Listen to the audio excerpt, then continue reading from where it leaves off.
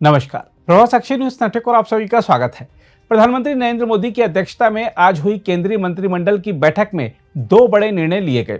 पहला, 8वें केंद्रीय वेतन आयोग की संदर्भ शर्तों को मंजूरी दी गई और दूसरा, रबी 2025-26 के लिए फॉस्फेटिक और पोटेशिक उर्वरकों पर पोषक तत्व आधारित सब्सिडी दरों को स्वीकृति दी गई।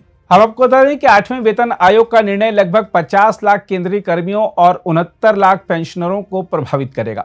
आयोग का नेतृत्व पूर्व न्यायमूर्ति रंजन प्रकाश देसाई करेंगी, जबकि आईआईएम बेंगलुरु के प्रोफेसर पुलक घोष अंशकालिक सदस्य और पेट्रोलियम सचिव पंकज जैन सदस्य सचिव होंगे। आयोग को 18 महीनों में अपनी अनुशंसाएं प्रस्तुत करनी है और अंतरिम रिपोर्ट जनवरी 2026 तक लागू होने की संभावना जताई गई है। दूसरे निर्णय के तहत रबी सीजन 2025-26 के लिए उर्वरक सब्सिडी का बजटीय प्रावधान लगभग 37,952 करोड़ रुपए रखा गया है, जो खरीफ सीजन की तुलना में 736 करोड़ रुपए अधिक है। सरकार ने सुनिश्चित करने की घोषणा की है कि किसानों को डीएपी, एनपीकेएस जैसे उर्वरक सस्ती और सब्सिडी दरों पर उपलब्ध रहें। देखा जाए तो जब बिहार विधानसभा चुनाव अपने निर्णायक चरण में है, तब मोदी सरकार के इन दो आर्थिक निर्णयों का राजनीतिक अर्थ स्पष्ट है। ये कदम न केवल आर्थिक प्रबंधन का हिस्सा हैं, बल्कि सामाजिक वर्गों के रणनीतिक संतुलन की राजनीति को भी संबोधित करते हैं। 8वें वेतन आयोग का गठन और उसकी संदर्भ शर्तों की घोषणा ऐसे समय में हुई है जब केंद्र सरकार अपने तीसरे कार्यकाल के दूसरे वर्ष में है और प्रशासनिक ढांचे में कार्यरत कर्मियों का मनोबल राजनीतिक रूप से निर्णायक हो सकता है।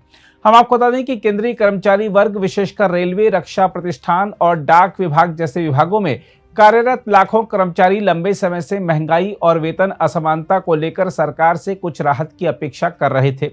मंत्रिमंडल का यह निर्णय उस मध्यम वर्गीय मतदाता को संदेश देता है जिसने परंपरागत रूप से बीजेपी का समर्थन किया है, लेकिन हाल के वर्षों में बढ़ती जीवन यापन लागत और कर भार से असंतोष भी झेल रहा है।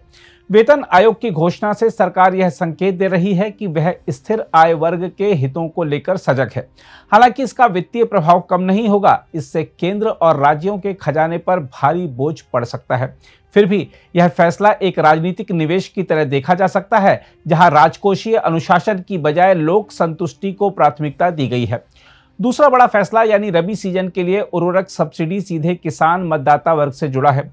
बिहार और पूर्वी उत्तर प्रदेश जैसे राज्यों में जहां छोटे किसान और खेतीहर मजदूर निर्णायक भूमिका निभाते हैं, वहां यह संदेश बेहद असरदार हो सकता है कि केंद्र सरकार कृषि लागत को नियंत्रित रखने के लिए सक्रिय है।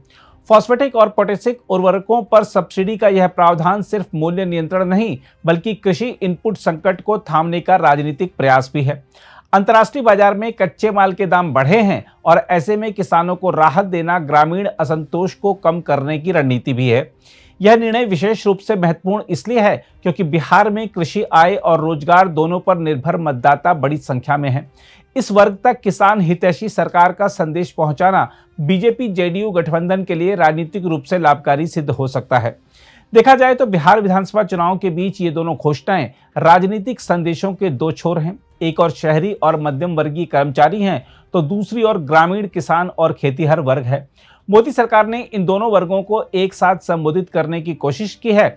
बिहार के संदर्भ में देखें तो राज्य के लगभग 4 लाख केंद्रीय कर्मी और लाखों पेंशन भोगी हैं, जिनके परिवार समेत यह प्रभाव कम से कम 15 से 20 लाख मतदाताओं तक पहुंचता है।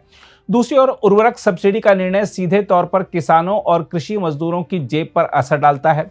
इन दोनों निर्णयों से बीजेपी का उद्देश्य स्पष्ट दिखता है, महंगाई के बीच राहत का संदेश और केंद्र की संवेदनशीलता का प्रदर्शन, यानी विकास की राजनीति को जब आर्थिक राहत और भरोसे की राजनीति से जोड़ा जा रहा है। बहरहाल बिहार चुनाव के बीच ये घोषणाएं किसी आकस्मिक प्रशासनिक निर्णय का परिणाम नहीं है, ये संकेतात्मक आर्थिक राजनीति का हिस्सा है।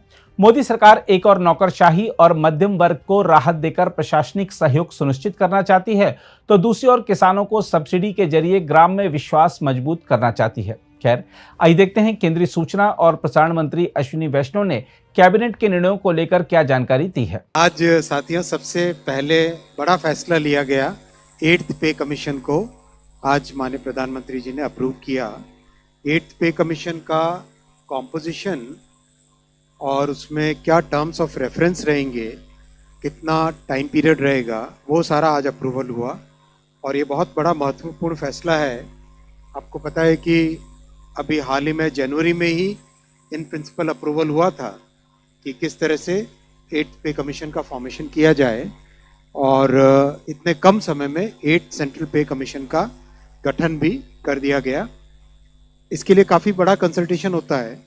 कई मंत्रालय जिनमें बड़ी संख्या में सरकारी कर्मचारी हैं सेंट्रल गवर्नमेंट के, डिफेंस हो गया, होम हो गया, रेलवे हो गया, और डीओपीटी के माध्यम से जो जॉइंट कंसल्टेटिव मैकेनिज्म है सभी यूनियंस का, सभी फेडरेशंस का, उस जेसीएम के साथ भी डिटेल्ड कंसल्टेशन होता है।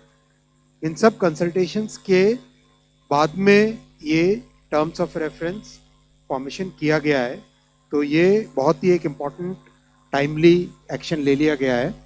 और करीब 50 लाख सेंट्रल गवर्नमेंट के एम्प्लॉयज़ हैं। कई राज्य सरकारों के साथ भी इसमें कंसल्टेशन किया गया और करीब करीब सभी राज्य सरकारों ने इसमें सहयोग दिया है। 18 मंथ्स के अंदर ये रिपोर्ट आएगी इसकी 8th पे कमीशन की। जस्टिस रंजना प्रकाश देसाई को इसका चेयरपर्सन बनाया गया। आप सब जानते ही हैं जस्टिस देसाई को, हमारे प्रेस काउंसिल ऑफ इंडिया की चेयरपर्सन है और बहुत ही अच्छा उनका एक long history of public service है। So she will be heading the 8th pay commission. Professor Pulak Ghosh from Bangalore, I am, and Mr. Pankaj Jain, who is Secretary Petroleum and Natural Gas, he will be the members.